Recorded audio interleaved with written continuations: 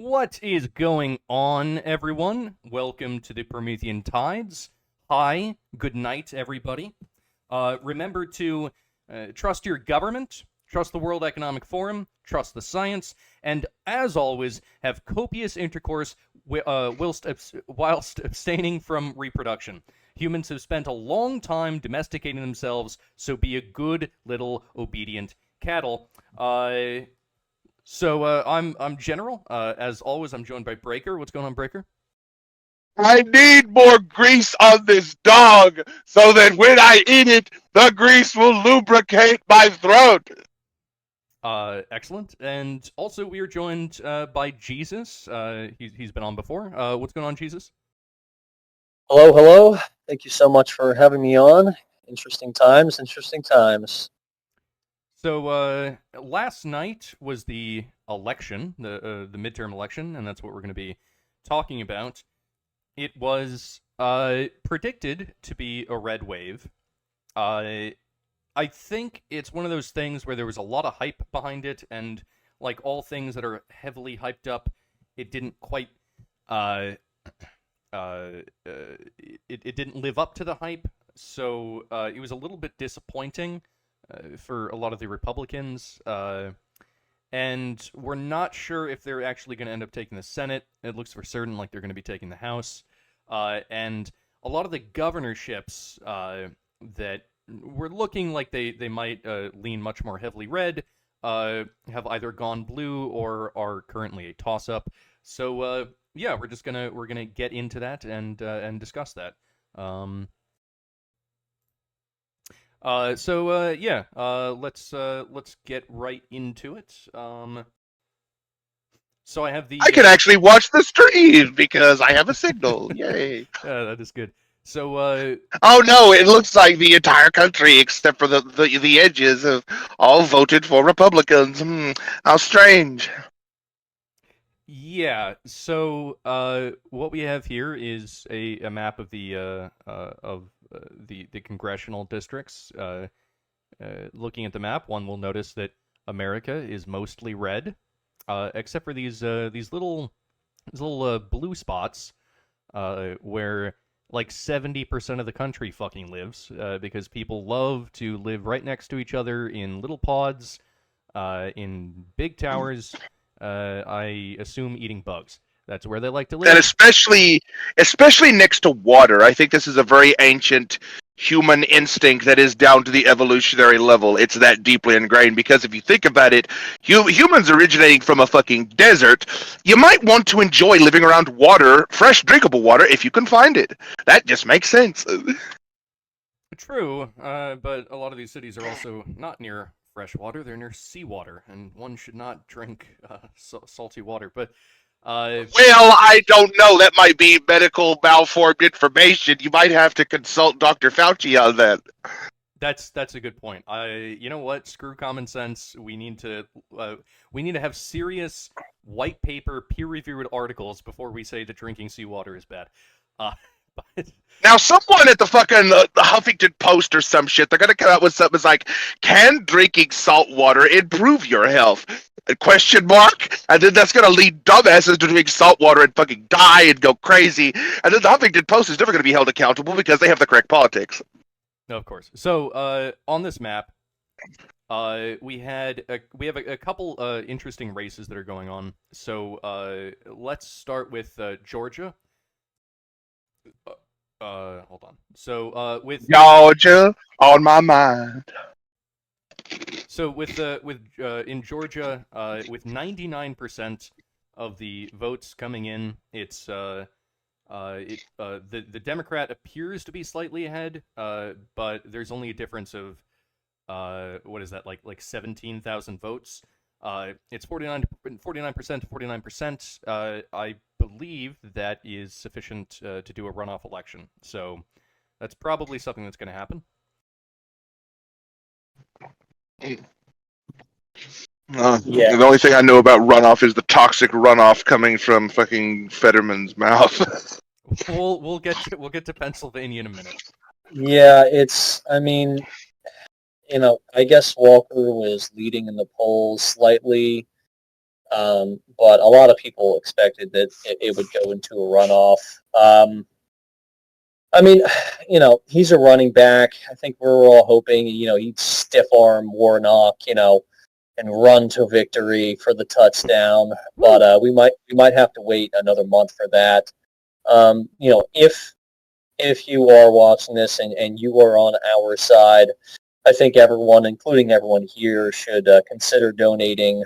Even if it's just $10 to Herschel Walker's campaign. You can go to WinRed.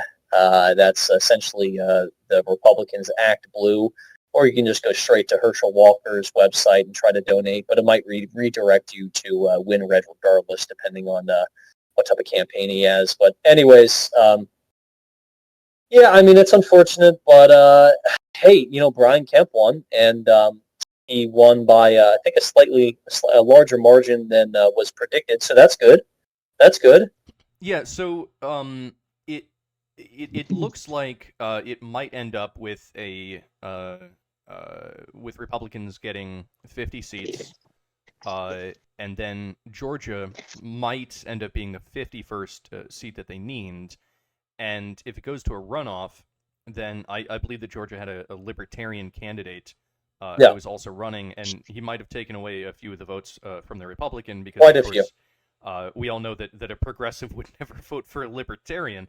So if it goes to a runoff, the libertarian wouldn't be in the race, and that means that Walker might actually end up winning, which would be good news, but of course that is in the future, so we will have to see what happens there. But yeah, absolutely. If as Jesus said, if you want to throw $5 or something like that at Walker, it might actually help him win. Or 100, whatever, maybe 500. I don't know. Yeah. But I could not disagree with you more. I think I'm going to take my $500. I'm going to donate it straight to the Clinton Foundation. Ah, yes. Yeah, I mean, I donated to most of the Republican candidates in the state that I live, but it was like $10 each candidate. So. Yeah. So let's see. We also have the infamous Pennsylvania. This was Fetterman versus Dr. Oz, and I believe in fracking, not fracking. I've never done fracking. I support fracking. I've not supported fracking ever. I support fracking. I don't, but I support fracking. This is juicy. This is sweet. This is like the comedy gold I've been praying for. I just hope he runs for president. I mean, I think Biden really opened the gates for brain damaged people to lead our nation. He was the first, but he won't be the last. Fetterman is like a human personification of a CAPTCHA code, where he's like intentionally fucked up and barely legible. yeah, pretty much. So he can never be deep fake. No AI could copy him. We're safe with Fetterman. He is immune to the computer god. The computer god can't enslave us as long as Fetterman is in charge. Vote Fetterman for president in 2024. That is true. So, Donald Trump, he was backing Oz in the Republican primaries. I forget the name of the other woman that was leading in the polls against Oz. I forget her name, but she was she seemed like a pretty cool lady. And maybe she would have had more grassroots support. So a lot of people are saying that Trump actually maybe made the wrong decision backing Oz. He might have, yeah. But I mean, fundamentally, after watching the debate between Oz and Fetterman, and I watched the whole thing, I cannot believe that the Pennsylvanians actually came out for Fetterman. So my question is, are Pennsylvanians all as brain damaged as Fetterman, and they want someone up there to like represent them? And so they feel more like kinship with Fetterman, or like what the fuck happened here? What's wrong with Pennsylvanians? I was reading earlier that maybe a lot of people voted for him out of a little bit of pity. Um, so they just felt bad for him and they just wanted to give him a chance. So there's that. I also think that I'm hearing that a lot of Gen Z turned out to vote for him. Now I don't know how many. Like I'm really interested to know because Fetterman's up by like 140,000 votes, give or take. Is it 50,000? Is it 100,000? Is it 250,000? Like how many Gen Zers actually voted? Because I seriously doubt that the amount of Gen Zers voted that were able to give Fetterman the leads. But it's just, God, it's so disappointing. I mean, I had a feeling this can happen. I had a worse feeling about Arizona, but we'll get to that later. I mean, it's tragic, but it is what it is. I think that Oz was a decent candidate. He wasn't the best, but he has the name recognition. That's big. I think he did great during the debates. I think he was able to communicate his stances fluently, and he was very well spoken, especially next to Fetterman. I mean, Jesus Christ, anyone could look good next to him.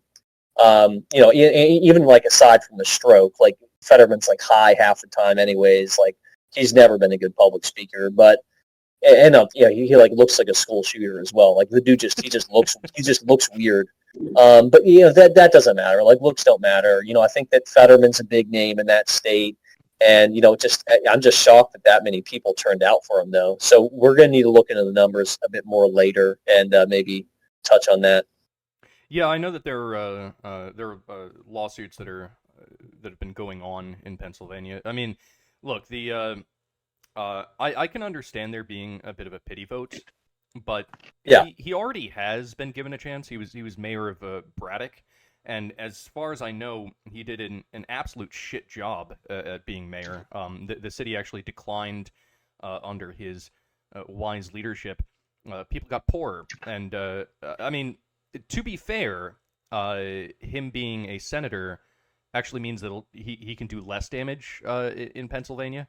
Yeah, he can't. Yeah, he's not going to be able to affect the state really at all.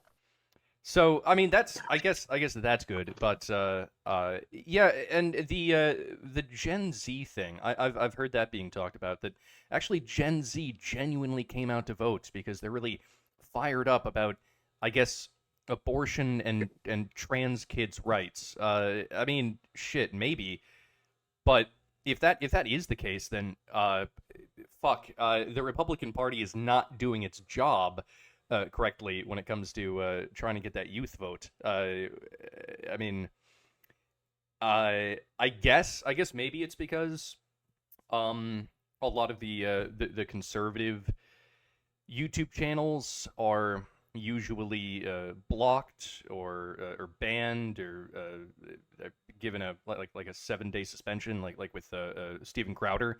He was actually banned from YouTube, and he wasn't able to cover the live election results. He had to do it on Rumble. I mean, maybe that's part of it, and maybe Elon Musk getting Twitter is going to allow more Republicans onto that platform, which means that they'll actually be able to influence Gen Z. I don't know, a lot of speculation, but I think overall the takeaway that we should all have here is that Pennsylvanians are kind of dumb, and Well, you have to remember though, like colleges and universities are now they don't have class on election day. Like the universities are not open.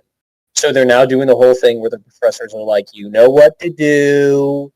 Go out and vote. I don't even need to tell you who to vote for. You already know. Like they're grooming the kids to be good Democrats. And they don't even have school, so there's like no excuse for these kids not to vote. what the hell? I mean, look, I'm in favor of making election day a federal holiday. I'm in favor of that. That's totally fine. But I don't think that the college kids need a day off of class. I went to college. I remember what it was like. There were days when I only had like 2 classes. I mean, I was able to go out and vote. Like, what the fuck? But Yeah. I mean, that's You know what? Now that I think about it, I think Fetterman is actually a golem created by Amish wizards because they know the computer god is coming, and they need a literal human personification of a captcha with an alluring air of charisma to make the weird, fucked up things his Frankenstein brain comes out with sound like passable enough to the average person. It's like, yeah, I could totally vote for that guy. I think that's what he is. Well, that's the thing is that, and in Lord of the Rings, like they're trying to make you feel a little bit bad for Gollum. Like you don't like him, but you're like, oh, I kind of feel bad for him. So I think there's that effect a little bit. No, that's Gollum. I'm talking about a golem. A golem is Jesus. basically like a construct. Oh, Yeah. Gollum. I thought you said Gollum. I was going to say, now that you mentioned it, he kind of looks like Gollum. I mean, they're both bald, right? Well, Yeah. it's funny that you mentioned that. Like, if you notice the massive goiter on the side of his Yeah. neck, that doesn't look very natural. Yeah, I mean, it's just like I don't know, just the kind of look I of think his that's face. where the hole in the mold that they poured him into was, so it made that weird growth-looking thing on his neck. Like when you get a piece of plastic and it's got that weird little circle on the bottom, and you don't know quite why, it's because that's where they poured the plastic into the mold. Well, so yeah, I like the idea that actually it's big Amish behind all of this. Like actually, they're the cabal. They're behind all the military, industrial, corporate complex. Well, they're that we trying have. to It's the stop. big They're Amish. trying to stop. They're trying to stop the computer god. They need the capture president. They need to get Fetterman up to the presidency and ascend him so that he can't be deep faked, because no AI could think of the inane bullshit stream that is constantly flowing out of his mouth like liquid diarrhea. Right, and I mean, I do just I want to point out that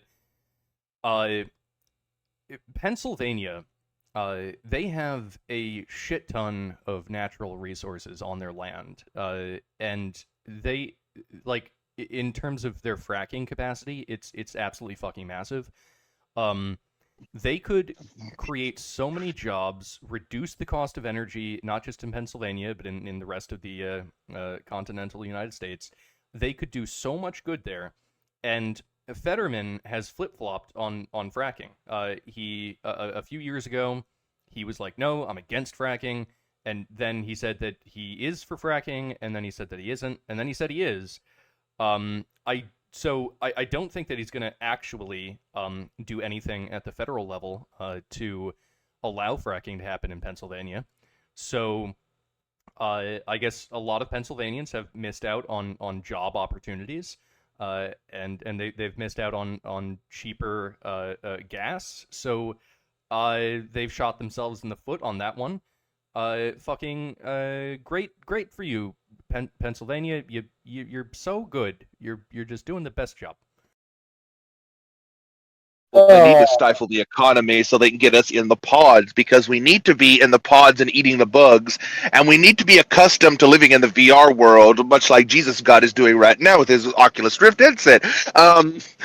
We need to be used to that, because when the computer god goes full Terminator and tries to annihilate the human race, everyone needs to be safe and secure inside the containment pod so they can shutter up the windows with reinforced bulletproof shutters and hold out the computer god until they blacken the sky outside with all the smog that they're saving up.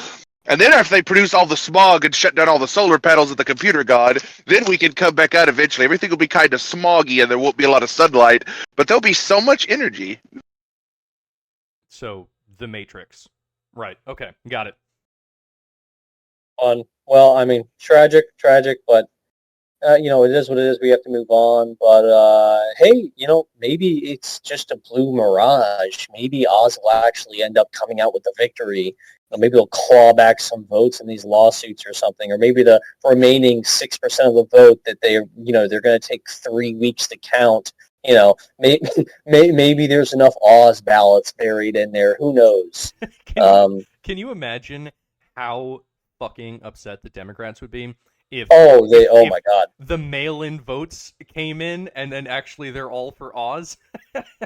Well, see, I don't know. Each state's different. Some states count the mail-in first. Some of them count them last. I don't know Pennsylvania's process. So, yeah, I mean, we'll have to see. But there are a bunch of lawsuits going on right now. Apparently, Fetterman has a lawsuit. We were talking about in the pre-chat, before the show earlier. Apparently, he's suing for these these votes that were blocked, and then or a judge blocked them or something, and he's like suing to get them even though he's ahead. So it might be that both candidates understand that in the end the race is going to be so unbelievably close that they both have to sue like now. So, we'll see what happens, but yeah, it's definitely, the window of opportunity is closing extremely fast for Oz. It's not looking good. It looks like it's pretty much over, but Yeah. I mean, I think that the Fetterman lawsuit, that's in regards to mislabeled mail-in votes, and it's like, well, shit, man. Like, if it's an invalid ballot, then it's fucking invalid. Like, you can't just change the law and say, no, I want those. But why would see, this is the thing. This is the danger of malformed information that they were trying to warn us about. Oh, malinformation. That's the really dangerous one. That's right. Yeah, exactly. Why would they be suing if he's going to win? Like, there's no reason for them to sue unless they know that the remaining ballots could break for Oz. Well, I think that he actually started the suit like 1 or 2 days ago. So it was before all these results came out. So maybe he's just continuing it. Okay, I get it. Well, okay. Or maybe it's because Fetterman is an insane Frankenstein monster that chased a motherfucker around with an axe, and he just doesn't know what the fuck he's doing. Maybe that's the case. Look. This is good news at the end of the day, because if Fetterman actually gets in, then he's going to have to make speeches, and we're all going to get to listen to that, and it's a lot of entertainment. Okay, so I just hope he fucking freaks out on somebody and like takes a bottle to somebody's head or some shit on national television. Yeah, he's going to be the first Senate shooter. Exactly. I hope something of that magnitude happens with that son of a bitch. No, I'm telling you though. I mean, you better pray to God. But if Fetterman does end up winning in the end, and it looks like he will, Pennsylvania probably will not elect another Democratic senator in the next cycle. He'll probably come to their senses next time around. I would imagine so. Yeah, I mean, what it was Pat Toomey was the senator who held that seat previously. Do either of you know what happened to him? Because I'm actually not familiar. I know he was a bit of a rhino, and he was like pro-red, red flag laws, anti-MAGA, all that bad stuff. But yeah, I guess I don't know off the top of my head. I would assume that he got primaried out, but I don't know. Probably so. Okay. So yeah, there's Pennsylvania. We'll see what happens there. We also have let's see, in Arizona. It looks like the Democrat is definitely going to win there. And in Nevada, it looks like the Republican is definitely going to win. So the Senate? For the Senate, yeah. Yes. Okay. So what we're looking at is basically Arizona is going to end up going probably blue, so that's Democrats get 49. Fetterman is probably going to win, so that's Democrats getting 50. Nevada is probably going to win, so that brings the Republicans to 49. And then you have Georgia. So I guess actually it looks. I think Georgia is going to be a clincher, but at the end of the day, it isn't looking like the Republicans are going to be able to get 51 seats. I think at best they're going to be able to get 50, unless something. I mean, the election is still happening, I guess. Actually, hold on. No, they haven't called Alaska yet, but well, maybe it's still included in the 48 total there, because Alaska is definitely going Republican. Anyway, it looks like it's going to be split 50-50, most likely, in the Senate, which means that the vice president will be getting the deciding vote. That's Kamala Harris, and she will go along with whatever the Biden administration wants her to do. So, yeah, the most likely the Democrats will eke out control of the Senate, which is disappointing, but this is there is like a genuine silver lining here. I don't think that the next 2 years are going to go that well for America, especially with Biden in charge, but not just with Biden in charge, just everything that's happening. So that means that the American people can still put blame on the Democrats because they will hold the Senate and the executive branch, so they will still be to blame. If the Republicans had taken both the House and the Senate, then it's easier to shift blame onto the Republicans. But in this instance, it won't really be possible, and so I guess that means come 2024, you might see the actual red wave. At least, here's hoping anyway. Yeah. So I mean, the thing about it is, I was harping on this a bit yesterday. I think that the right got extremely complacent. I know that a lot of people were really fired up, and I mean a lot of people super fired up. They 100% thought that there was going to be a massive red wave. I thought there was going to be a red wave. I didn't think it would be as big as some people were saying, but I also knew in the back of my mind that very well likely things could be tight because 2020 was very tight. 2018 was tight. There wasn't exactly a massive blue wave in the midterms 2018. Elections have been getting a lot closer in this country. Things are getting a lot more competitive. But I think this is a good reminder to the right to get out there, vote, get your friends to come with you, pressure them to go vote. Hey, let's go vote. I'm telling you, you have to go vote. Text everyone you know, every conservative, right-wing person, every independent, and have everyone that to do the same. Everyone has to get involved. That's the only way we're going to win this. But, what we can't do is get entirely blackpilled. We can't get entirely demoralized. I was arguing with people on the YouTube comment section on videos earlier. I mean, oh my God, I'm scrolling through comments. People are so down in the dumps, so demoralized. We can't have that. I know that there's not a lot of faith in the process right now, but it's the only thing we have. So all we can do is fight and vote. That's it. So we can't stay looking back all the time. We have to move forward, look to 2024, and get out there and vote. And gosh, we're gonna have to talk a little bit about Trump and or DeSantis because that's. Yeah. I mean, God. We will get to that. Yeah. Oh boy. I do want to say though, I went to vote yesterday. Actually, this video it's probably going to go up on the 10th, but we're discussing this the evening of the 9th. I went out to vote yesterday on the 8th, and I go into the polling place, and there's a bit of a line. I have to wait for like 30 minutes. It's not that bad. And then I go up to like the guy that's like checking people in, and I go to hand him my voter ID card and my ID, and he goes, "No, I don't need to see that." And I'm like, "Oh, okay." And he asked me, "What's your name? What's your date of birth, and what's your address?" And I say those things, and he goes, "Okay, you're good. Go vote." And I'm like, it would be so easy to impersonate someone. Like, all you have to do is know their first and last name, their date of birth, and their address, and you can just walk in and say that that's who you are. That can't be the ideal process. Like, why the fuck is, like, that's insane. Well, you see, this is just white supremacist colonial mindset that you have.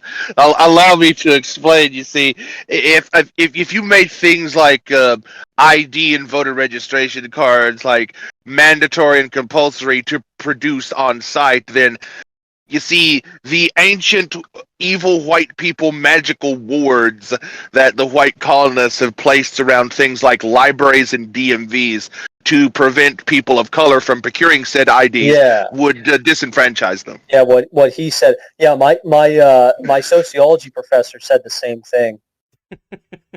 Well, that makes perfect sense. He's a very intelligent and wise man. Yeah. Well, actually, the whole thing with the voter ID. I know a lot of people, a year or two ago, were talking about, oh my God, the racist laws in Georgia or whatever, and then it turns out that like 98% of registered voters have a state issued ID. So it's like, what are you talking about? But anyways, I don't want to like digress and go back to what we were previously talking about, but I just want to make a quick comment on the Oz Fetterman thing. You know what I think it was? I think the reason why so many people came out against Oz, it was a white lash against Muslims. They were mad because Oz is a Muslim, and they didn't want his kind in the U.S. Senate because he would have been the first Muslim senator in history. And so it was those racist, sexist, patriarchal Gen Z men coming out white lashing against the other people, those. Very sad. It's a very sad day. I know I sound like Van Jones or whatever on CNN, but I can't help myself. Okay. I don't believe that Oz is a Muslim, but he is. He is a Muslim. He's from Turkey. Well, okay. Well, all right. Good enough. And he is a Muslim. He's from Turkey. Yes. Okay. Well, that just makes sense. All right. Well, yes. It was a white lash. In other words, check your privilege. Okay. All right. Well, it all makes sense. That makes perfect sense. Yeah, stop. No, Fetterman is oppressing Dr. Oz. This must be stopped. Yes, that's what it is. It's the evil white man stomping on the fucking white of a people. Good Muslim man. Well, you see, you have a problem there because Fetterman isn't actually white, nor is he technically a man. Like I said before, he's a golem constructed by the Amish. A golem. Constructed by the Amish. Fucking big Amish controlling everything. The Amish cabal. Okay, so he does look like he could be Amish. I mean, yeah, technically. Humble Amish farmer in the Senate. We'll get into the governor races now, and actually, the governorships are more important for the people that actually live in those states. For the most part, your Congress people and your senators, they work at the federal level. In theory, they're supposed to represent you, but I mean, they don't really have much control over your like your everyday life. They can maybe try to change federal policy a little bit, but overall, I mean, honestly, it's not really that important. But the governor has a big impact over the state. So we have a couple interesting things. So New Hampshire and Vermont, they both look like they're going to go Republican. So good for them. Great, 2 states no one cares about. Awesome. I mean, true, but for the people that live there, that's big. Good for them. For the retirees, yes. For the retirees who want to go north, yep. I thought all the retirees wanted to go southwards. Usually they do, but New Hampshire and Vermont are huge for retirees. Huge. At least in that region. Like everyone from New York, they're like, "Oh, I'll just go to Vermont," or Okay, yeah. I mean, also, I believe that New Hampshire and Vermont are, I think, along with Maine, the whitest states in America. And, I think that part of that has to do with the fact that, they're so far north, they don't get as much sun. And so, like, you got to have the, pale skin in order to maximize the amount of vitamin D that you're getting. So really, it's only white people that can even survive that far north without vitamin D supplements. But let's see. So we have Florida. So there's this guy named Ron DeSantis, and it looks like he won pretty heavily, a 20-point swing. So good for Ron DeSantis, whoever that guy is. Good for him. Yeah, absolutely. Sounds French. Santis. Oui, oui. Yeah, no, I mean, definitely huge wave in Florida. I mean, last election cycle against Gillum, he was down 7% in the polls, and he only won by 34,000 votes. And yesterday, he won by 1.4 million.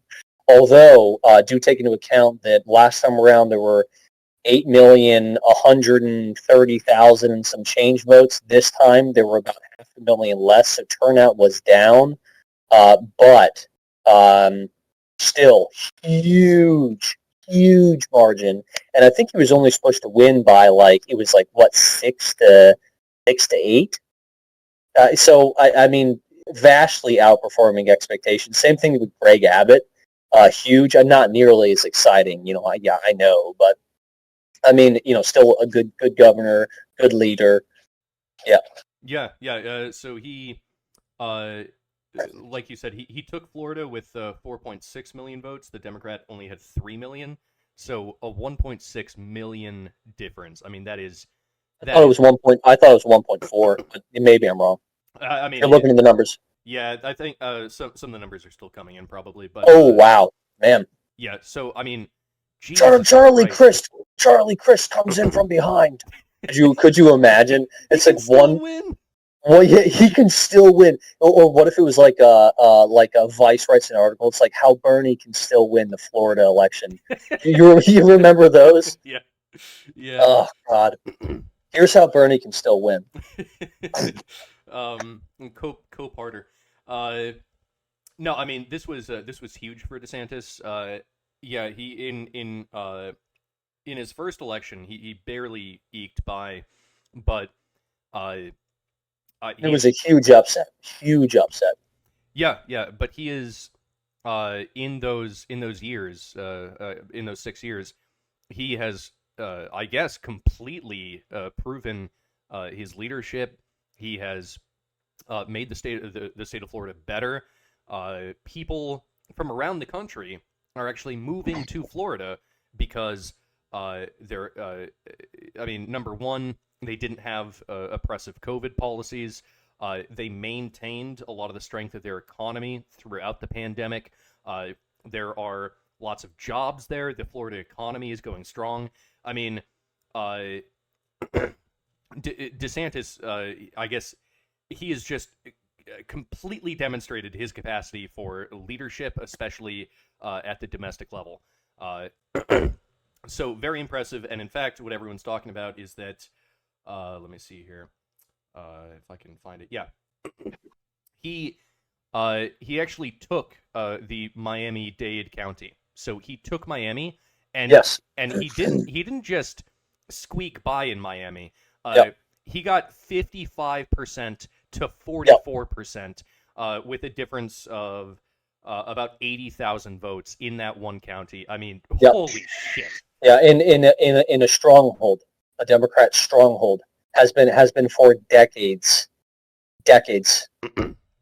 Yeah, so fucking kudos to DeSantis, man. He is doing something right. And I think that here's the thing. A lot of people have been looking at the fact that DeSantis did so well here. Just completely annihilating, nuking from orbit his the Democrat, his competitor, and when you look at a lot of the Trump backed individuals, a lot of them actually didn't do so well. Some of them won, some of them lost. Where they did win, a lot of them like kind of just barely won. So some people are looking at this and they're saying, well, shit, I guess DeSantis is actually the future of the Republican Party, because he's demonstrated his ability to win, and winning matters. It is important. So there are some people that are saying that, and I can understand why they're saying that. Personally, I'm still a fan of Trump. I would like Trump to get in 2024. I don't want to have a big fight between DeSantis and Trump. I would prefer that Trump runs and wins in 2024, and then maybe DeSantis goes in 2028. That would be my preference. But I think that this is going to make the upcoming battle between DeSantis and Trump that much closer. And yeah. Oh, okay. Well, it's just the issue is if DeSantis were a smart man, he wouldn't run if Trump were running. Now, if Trump were to say, I'm not running, he says, look, I'm feeling my age, whatever. I don't want to run. I want to retire. If he were to say that, yes, DeSantis should run. But if Trump is saying, I'm running, I'm going, period, then DeSantis should fucking step aside. Because if he wants to go in, he wants to fight, it could be bad. It could be really bad. It could fracture the party, and that's not what we need. Yeah, I completely agree. Just for from a pragmatic perspective, you don't want infighting in the Republican Party. You want one designated leader, and for the most part, I think that both of them agree on a lot. And I mean, also to some extent, I think that actually to a great extent, I think that Trump allowed for DeSantis to exist. I think that before Trump, that type of Republican was not allowed. Yes. So, given the fact that, I mean, look, Trump's not perfect. He's made a lot of mistakes. He did the Project Warp Speed, which I think that was a huge blunder. He didn't pardon Julian Assange. He made some mistakes, absolutely, 100%. He made some mistakes, but he paved the way for this new type of republicanism that is an extremely different beast than what we had with the neocons and the rhinos. He actually invigorated the party, made the Republicans worth voting for, as we can see right here. So I understand why there's a lot of push for DeSantis. I think that he is the future leader of the Republican Party, but God damn it, I think that we need to give Trump his final 4 years. Brakeer. Trump. So much Trump, so little time. So, yeah, that's Florida. Many kudos to DeSantis, and I mean, shit, all the people in Florida don't even want DeSantis to run for president because they want him to stay in Florida. Yeah, of course Sanchez is terrific. He's so wonderful. He's so great. You're gonna love him. Believe me. Yeah, it's just, man, the thing is, DeSantis, I think, would be able to do better nationally. The Republicans desperately need someone young. I think if Joe Biden is going to run, I think it would be a really nice contrast having a fucking young person. Well, yeah, as we get closer to the 2024 election, there's no Democrats that appear to be stepping up. There's no A-tier Democrats that exist. I think that they might end up running Biden again, which of course is a massive strategic mistake. But then again, who the fuck else do they have? I mean, what, AOC? Like, seriously, Buttigieg? Like, who the fuck are they gonna run? They have no one. They could run Beto O'Rourke again, and he could wear like the freaking maternity nursing bra to feed his adopted child while in office. I honestly think they're going to hobble Biden through. Yeah. I mean, if anything, they're going to go for Hillary again because they want that girl point. That's why you need to get like a female Republican of some kind, or someone like Tulsi Gabbard, who's been like, Democrats burn me pretty freaking bad. They're kind of full of shit. But that's the thing, though, is if Trump were to run, he better pick his VP carefully. And personally, there's not a better VP pick in my mind than Tulsi Gabbard. Okay. That contrast would work. It would work. Absolutely. I think that that's a brilliant decision on the part of Trump. Of course, some people have said that maybe Ron DeSantis would make a good VP. I've said that in the past. But number one, I don't think that Ron DeSantis would want to be a VP. And two, he's doing too much good in Florida. Like, why put that man in a basically a do nothing decision? I want fucking Tulsi to run for the main position. I want her to run for president. I want the first female president to be someone who basically hates the fucking Democrats, and I want them to have to look at that in the history book and fucking live with it. I mean, that would be good. But yeah, I think I doubt it's going to happen, but I think Tulsi Gabbard as the VP, the running mate for Trump, someone who used to be a Democrat and then said fuck the Democrats. That's such a fucking good message. Yeah. And she can Voters. temper Trump a little bit, like temper some of his more aggressive, hard edges. I mean, it would be wonderful. Yeah. Yeah, it'd be perfect. It'd be absolutely perfect. So strategically, that would be what's best.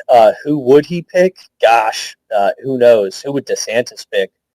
But yeah, we'll just have to wait and see. Apparently, Trump's eyeing November 14th. Do either of you actually think he's going to announce then? Yep, I think he will announce on the. You really do? Yeah, I do. I think it's a strategic error.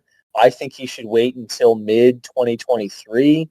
That's me personally. I think you kind of give it, a last-second thing, but maybe not. Maybe it is best to just start that now. But that crusade against him, which never ended, is just going to get worse. Like he left the White House, and they're still talking about Trump every day, every single day. They're still writing articles about Trump. Yeah, true. I mean, the thing is that I think that Trump, he kind of he gains energy from people attacking him, right? It's like everyone is throwing Molotov cocktails at Trump, but actually Trump is the embodiment of fire. So they're only making him more powerful. They're trying to hurt him, but they're not. So I think that honestly, he announces first in, best dressed. He does it early. Doesn't let anyone, I don't think that he wants Ron DeSantis to announce first. That wouldn't be good. So I think he will be announcing on the 14th. That's my prediction. And then all of a sudden, all of the oxygen in the room is going to be directed directly at Trump. All of the media attention, everyone's attention, social media, everyone is going to be focused on Trump when he announces, I'm running again. And if he gets back on Twitter, everyone's going to be watching his Twitter. If he stays on his own social media platform, the Truth Social, then I think a lot of people are going to have to get Truth Social accounts because they want to follow Trump.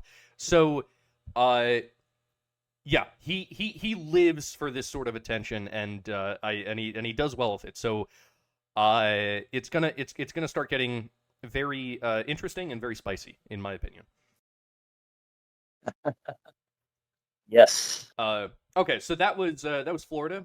Now, we also have Arizona. If it will fucking. Okay, yeah. So we have Hobbs and Lake. So we have Carrie Lake. And she's the Republican that's running for governor. I saw her on the Timcast. She was there. She spent 2 hours having an informal conversation with all the people there at Timcast. She was asked questions from Ian about what her position on DMT is. I mean, which is crazy. DMT, the DMT. Hitler took the DMT. Stalin took the DMT. Mao took the DMT. The DMT, the DMT. Right? Absolutely. But yeah, so it looks as it's an incredibly close race in Arizona. It's I guess that the votes are still coming in. It's 50-50. You have Hobbs is slightly ahead. She's at 953,000 to Carrie Lake's 940,000. So you got a difference of about 13,000 votes there. But I guess they're still doing the counting. Votes are still coming in because I guess in America we no longer have an election day as outlined by the Constitution. We have an election week. In the future, our grandchildren or our great-grandchildren will probably be able to enjoy perhaps an election month or an election year. Who knows? Maybe an election decade. Who the fuck knows? Yeah. But so this is super close. Actually, Carrie Lake, she's been closing that gap. Every time I check, she's getting just a little bit closer. Yes. Now, I hope to God that Carrie Lake is actually able to get this governorship. It's incredibly important. Go ahead, Jesus.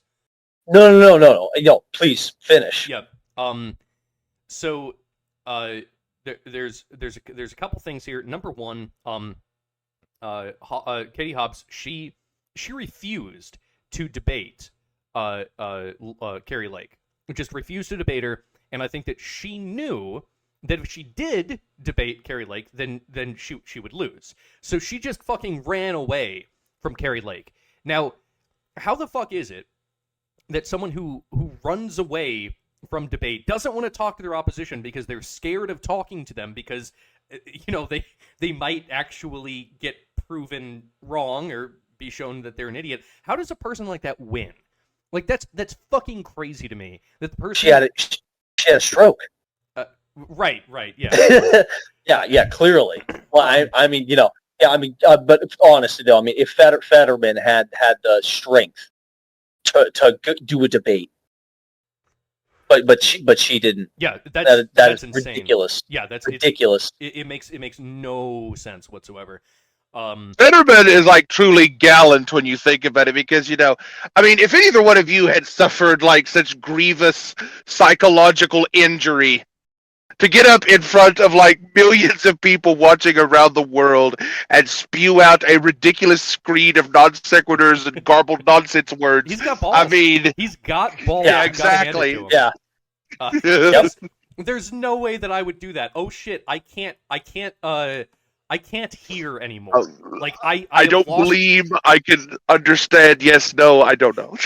If I lost the ability, if I suddenly lost the ability to hear what other people are saying and also the ability to speak, I would retire. Maybe I'm just not as strong as Fetterman.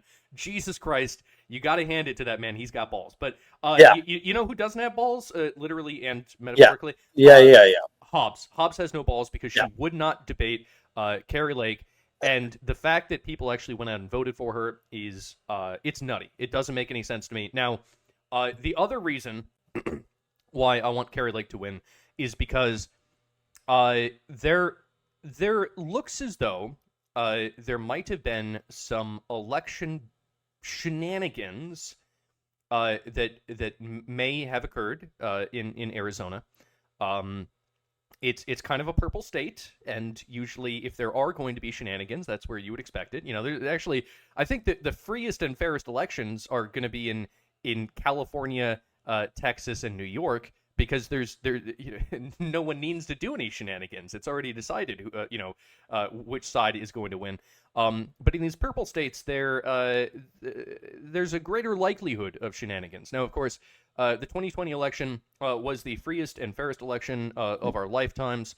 It was heavily fortified. They fortified the shit out of it.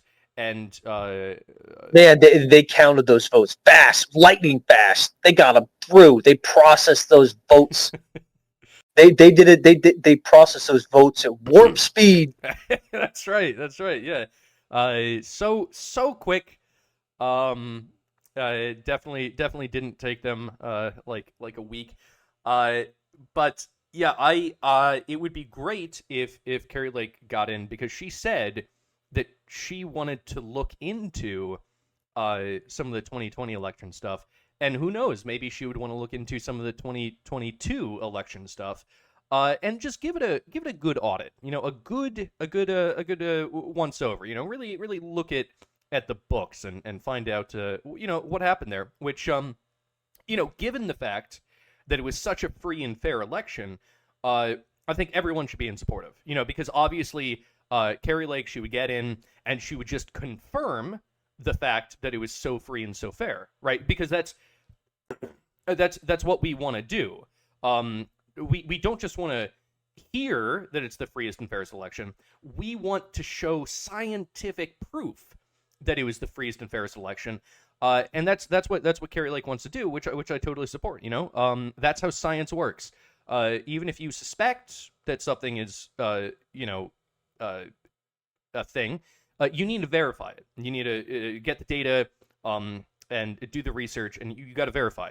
And so again, I totally trust that it was the freest and fairest election. I just think that we should all support looking really deep into that, doing an audit and just verifying how free and fair it was. And that's why that's like my principal reason why it is that I want Carrie Lake to get in. I don't live in Arizona. It wouldn't affect me, but god damn it, I want her to get in. Yes, completely agree. Brakeer? Politics.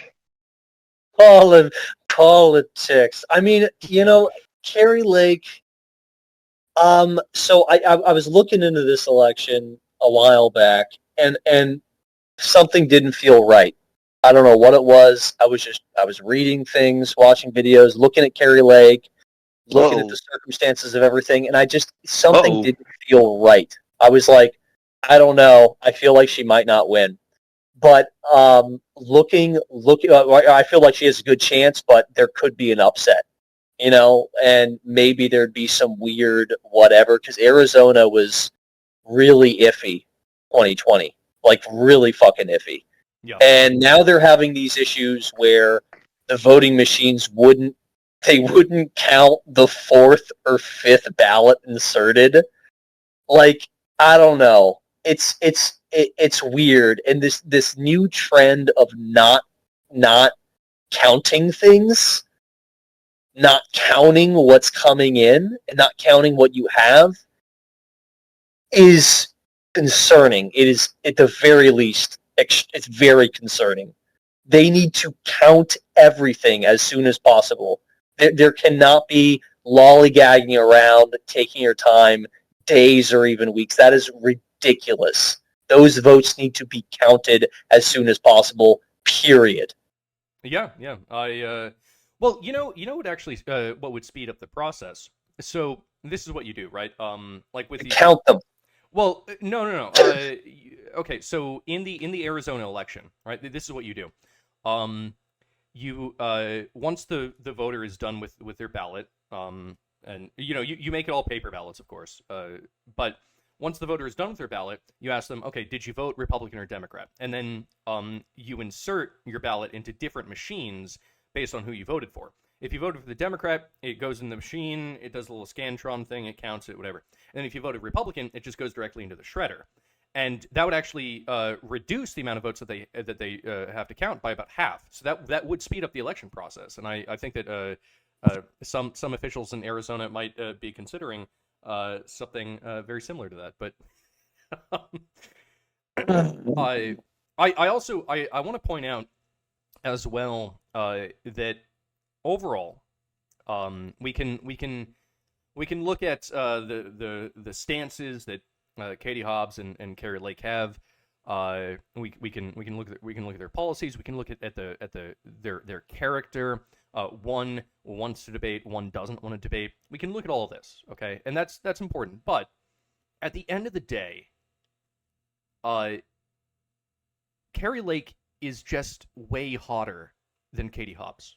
Okay, she's way hotter. Carrie Lake is so much hotter. Okay, so that's important to recognize, and I think that that's why she should win, ultimately. I mean, I don't dig the short hair, not gonna lie, but yeah, I mean, I guess she's, I don't know. I mean, I don't think a ton of Katie Hobbs. She looks okay. But... No, look, I'm not saying that Carrie Lake is like super hot. She's a little bit, she's more like a MILF, right? Getting up there in the years, But compared to Katie Hobbs, Carrie Lake is absolutely winning the attractiveness contest, 100%. Yes, yeah, I'm looking at something right now. Yeah, you're right. Yeah. I mean, she's just objectively more attractive. Um, let's see, what do we have here? So,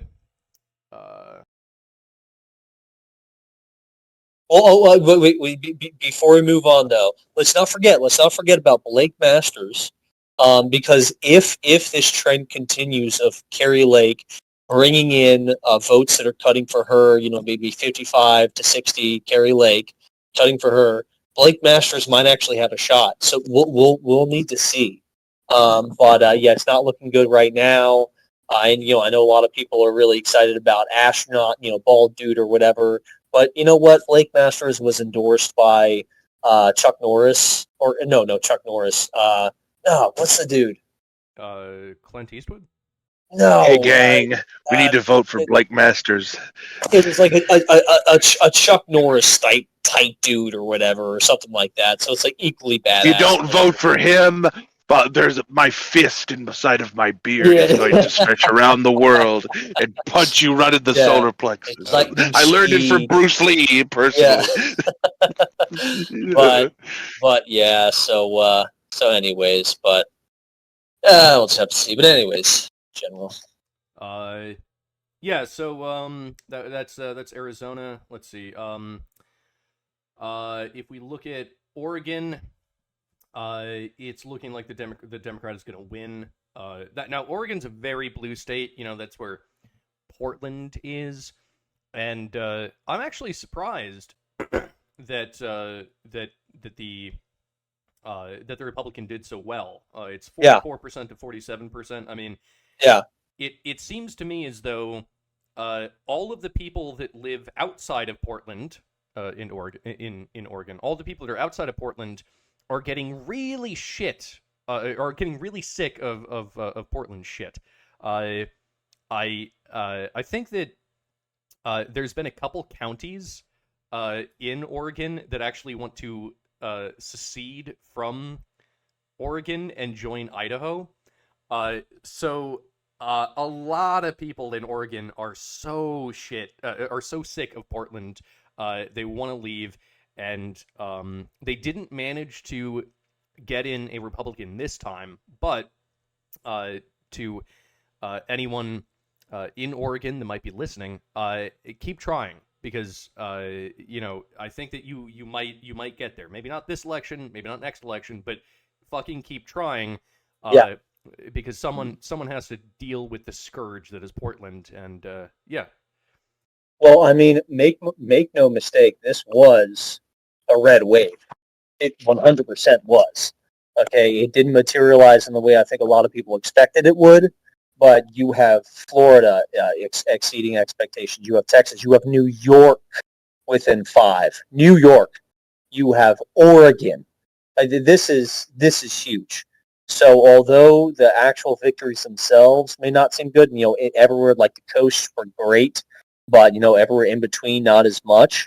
It was a red wave, but it was hyped up. So Yeah, I think it was. We can call it we could call it a red wave. I think it wasn't a New York. Within 5, it went to Biden by 26 or something, or 23. Right. You have of Virginia. You have a flip in Virginia, and Virginia has been said a state, and as we know, last year Youngkin, Virginia has been said a state Republican could not win at the governor's level. And last year we see that. If we count what happened last year with tonight, we have seen a red wave. And, New Jersey was shockingly close. You have a district in Northern Virginia, although it was recently redrawn. Northern Virginia is extremely left-wing. You had that within 5, or 6, rather, hung cow against Jennifer Wexton, I believe. And that went to Biden by 18. So that's huge.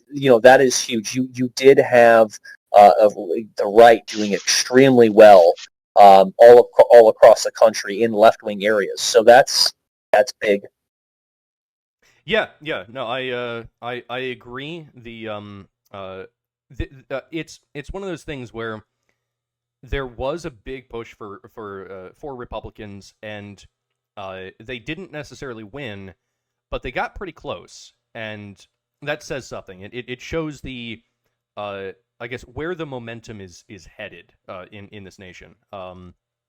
And I guess I hope that the Republicans actually somehow manage to talk to the Gen Z, because Jesus Christ, I don't know what's going on with Gen Z, but they're a strange one. They've been raised not by their parents, not by the government, but by TikTok, the Chinese government. So they're kind of weird. They're kind of weird, but that's okay.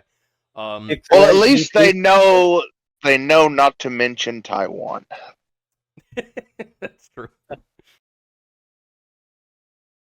Pick the right VP, and it'll be better. I think whoever's running, whoever's front runner, you pick the right contrast. Young people will get aboard. Just make sure whatever you do, never say that there's great people on both sides. Yeah, that is true. Yeah, and in terms of the Maryland results, now we here at the Promethean Tides, we've made it firm, a very clear message that we love Cox.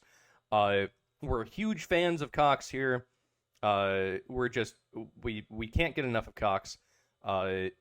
Unfortunately, the Democrats, I guess they weren't such a big fan of Cox, which is surprising because usually they love Cox. But the Democrats did not want to vote for Cox. They voted for Moore. Now, I understand some people, they're like, hey, more Cox. Some people, less Cox. But you see, one Cox simply wasn't enough. They had to have a multitude. That's right. Yeah. See, the Republicans were offering Cox, but the Democrats were offering Moore.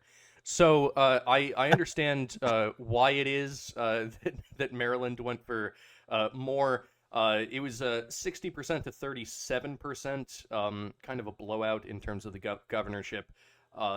Unfortunate, but the thing is that there was in the primaries. So Maryland had a previous governor, Hogan, and he was quote unquote a Republican. Realistically, he was a rhino. He was a Democrat. What you gonna do, brother? So Hogan actually he put in his endorsement out for during the primaries. He put his endorsement out for Schultz, and Schultz was also a rhino. She had a lot of the same policies as Hogan. She called herself a Republican, but she still advocated for, I guess, spaying and neutering your children. So not. Well, really... you see, she's clearly not a fan of Cox. That's right. She wants to get rid of him. But yeah. So ultimately, Hogan's endorsement, Schultz, she lost during the primaries, and it was Trump's endorsement, Cox, that actually won in the primaries. And actually, the Democrats. Cox is so great. They're so good. They're so wonderful. They're terrific. I've seen a million of them. You're gonna love them. Believe me. We love Cox. But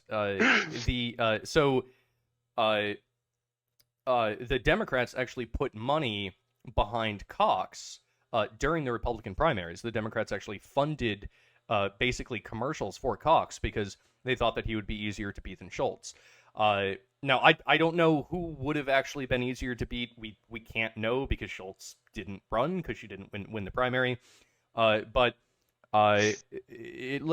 Cox, he didn't win. So which is unfortunate. He didn't really even get that close to winning. So when it comes to just having some Cox or having even more, Maryland said that they want even more. So that's the story there. Oh God. Yeah, crazy. Maryland's a weird state. I don't. It is.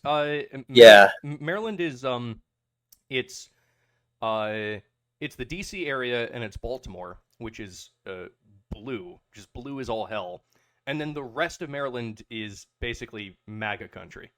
Yeah, it's kind of a weird state, but it's completely dominated by Democrats. Yeah, but why then Larry Hogan for so long? Because he was a rhino. He called himself a Republican, but he did all the things that Democrats wanted. So he was an equilibrium that they could accept. Yeah. Fuck that. Yeah, I'd rather have a Democrat. If it's as bad as Larry Hogan, I mean, God, I don't know if I'd rather have a Democrat, but like Larry Hogan. Oof. Anyways. Yeah, it's one of those things where it's like, you're going to get Democrat policies no matter what. So the person that's enacting them, would you rather them call themselves a Democrat or call themselves a Republican? It's. Well, I mean, I guarantee you, Hogan wouldn't be as crazy as the governor who just got elected.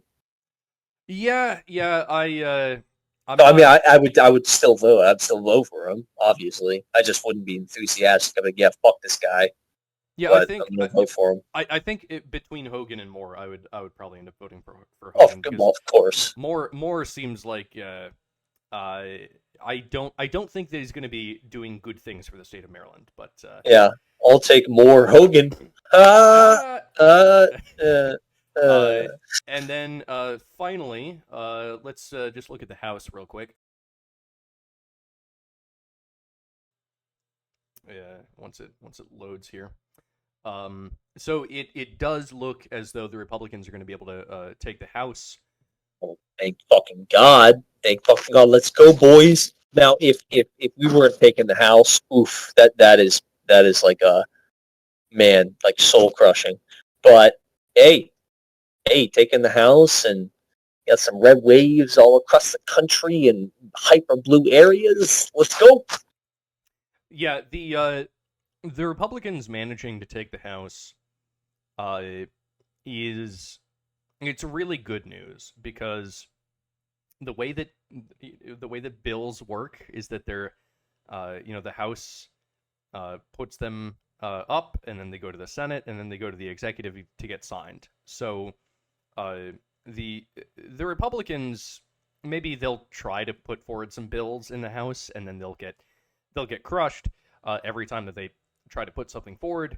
So this is kind of like it's like a lame duck House. Like they can't do anything. They won't be able to do anything. But at the same time, them not doing anything is good.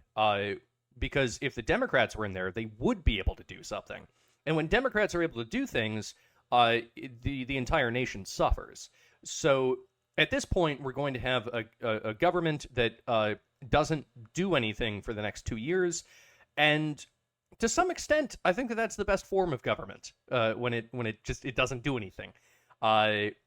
Maybe it being smaller, maybe like 90% smaller would actually be the best government.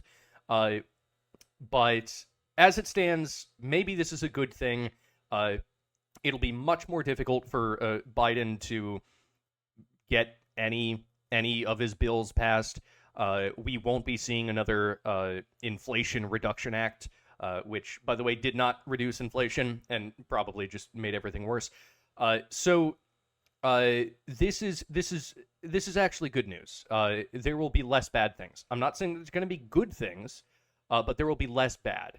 And that is the saving grace, because Jesus Christ, this country has suffered so much over the past 2 years of Biden being in office. I mean, it's been so abysmal, and I guess some people are still voting blue because I guess they don't realize how bad things have gotten, or maybe they think that things have gotten really bad, but it's still Trump that's at fault. I don't know what the fuck they're thinking. It's I think a lot of their thoughts are not actually intelligible.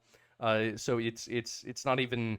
I think that you might have to actually take some DMT in order to understand where the Democrats are coming from, because it's not rational.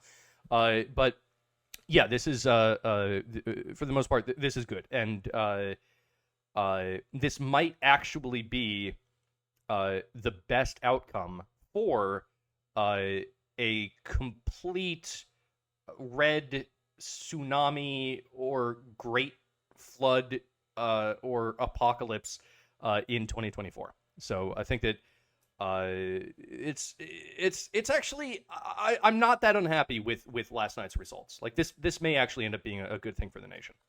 Yeah, yeah, no, I'm not unhappy at all. I'm feeling pretty good, all things considered. With Oregon, New York, Florida, we've already talked about it. I think Republicans are definitely in good shape moving forward, but can't get complacent. That's the biggest thing. Get out, donate, volunteer, reach out to everyone, go out and vote. That's all we can do. Absolutely. This is literally our nation that is at stake, and so at the bare minimum, the least that you can do as a citizen is go out and vote. I mean, this is one other thing that I wanted to bring up. I think that really what you have here is you have two sides in this country. You have the people who are actually paying attention to politics, who like like they try to figure out what the fuck is happening. They try to look into things. They listen to different sources. They try to actually they think about politics. They actually think about politics and they try to be rational in it. And then you have another group of people who for them it's more like, I guess it's more like sports. It's just like, oh, I'm rooting for the Steelers. They don't think about politics. They're not that informed about issues, and they just go, yeah, the Democrats. They say that they wanna make things good. Okay, well, I like good things, so I'm gonna vote for the Democrats, and that's what they do. And based on last night's election results, apparently these two groups of people are very similar in size.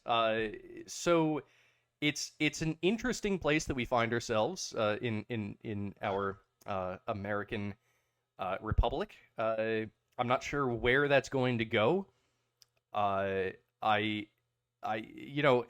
Maybe more people on the left will be woken up. I know that both myself and Jesus, we used to be lefties, and then we woke the fuck up a few years ago. Yep. And maybe that'll continue. But then again, maybe Gen Z will supply more fodder of ignorant voters for the Democrats. So who knows how this will go? But it is a fight, and it's a fight that everyone that actually gives a shit needs to be in. So anyway, with that, unless Brakeer or Jesus, you guys wanted to bring anything else up? Brakeer? Whatever you do, make sure that you vote for the person that does, the thing. Come on, man. America. Vote for the person that does the thing. That's strong words, but good advice. Yeah, and I mean, it is what it is. The results, we'll definitely talk more about it another time. But yeah, that's what they told me to say. End of quote. Repeat the line. Good morning. Good night. Hi. Good night, everyone. Peace out.